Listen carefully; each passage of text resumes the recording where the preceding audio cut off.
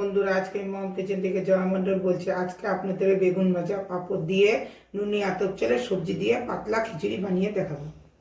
প্রথমে লাগছে নুনি আতপ চাল। এখানে আমি আধা কেজি নিয়েছি। এখানে মুগ ডাল 1 পোয়ার উপরে আছে, আমি এটা ধুয়ে নিয়েছি।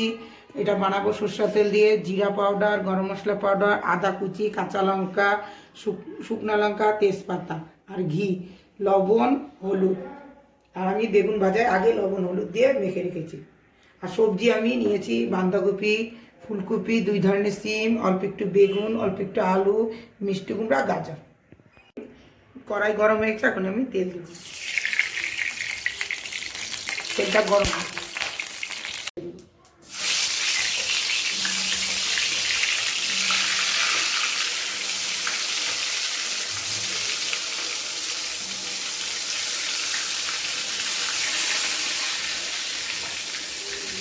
এখন আমি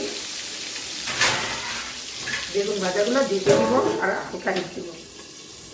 এখন আমি ঢাকনা উঠাই দিব আর হিটটা বাড়াই দিব। এখন আমি বেগুনগুলো উল্টাই দিব। নরম হয়ে গেছে। ঠান্ডার দিনে বেগুন খেতে ভাজা খুব খেতে ভালো লাগে।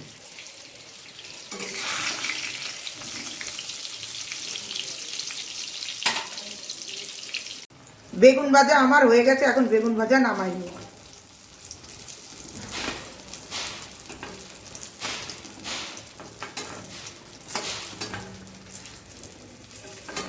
এই বেগুন ভাজার তেলের মধ্যে এখন আমি অল্প একটু সরষের তেল দিব খিচুড়ি বানানোর জন্য।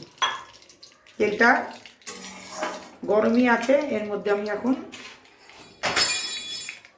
সোমবার দিব। তেজপাতা,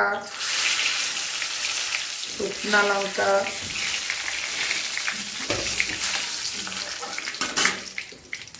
পাঁচফোড়ন,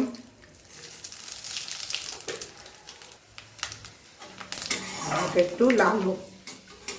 সোমবারের মধ্যে এখন আমি তেজপাতা দিয়ে দিব আর আদা দিয়ে দিব। এর মধ্যে এখন আমি ডালগুলো দিয়ে দিব।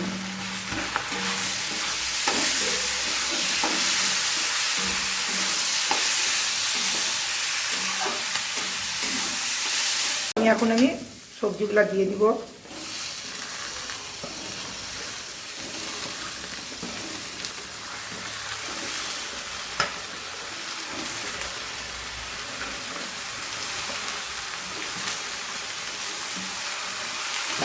সবজিগুলো দিয়ে এখন আমি ভাজা ভাজা করব।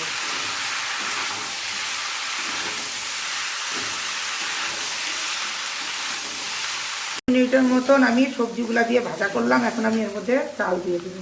নুনি আতপ চাল ওলা সব দিয়ে দেবো।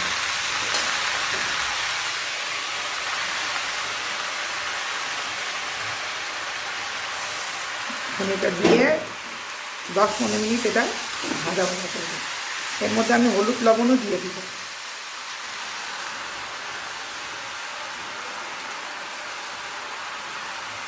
ভালো করে এটা ভাজবো।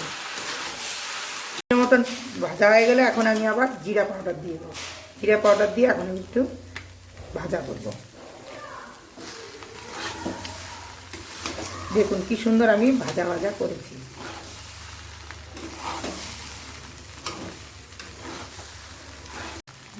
জিরা পাউডার দিয়ে আমার ভাজা হয়ে গেছে। এখন আমি এই চালটাকে নামাই নিব। আর আগের থেকে আমি গরম জল বসিয়ে রেখেছিলাম, এই গরম জলের মধ্যে এখন আমি এটা দিয়ে দিব।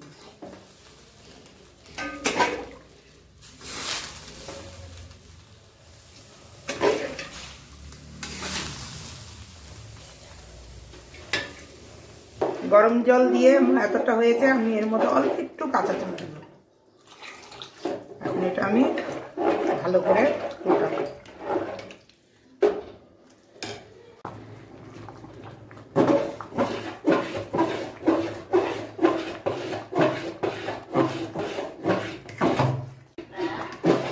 আর একটু খিচুড়ি হবে। আমি টেস্ট অনুযায়ী অল্প একটু চিনি দিব আর গরম মশলা। ঘিটা যারা যারা খাবে তখন তাদেরকে আমি দিয়ে দিব। খিচুড়ির মধ্যে ঘিটা এখন আমি দিয়ে দিব। সবজি দিয়ে আমার পাতলা খিচুড়ি হয়ে গেছে। এখন আমি গ্যাস বন্ধ করে দেব। ভিডিওটা পছন্দ হলে লাইক শেয়ার সাবস্ক্রাইব করবেন।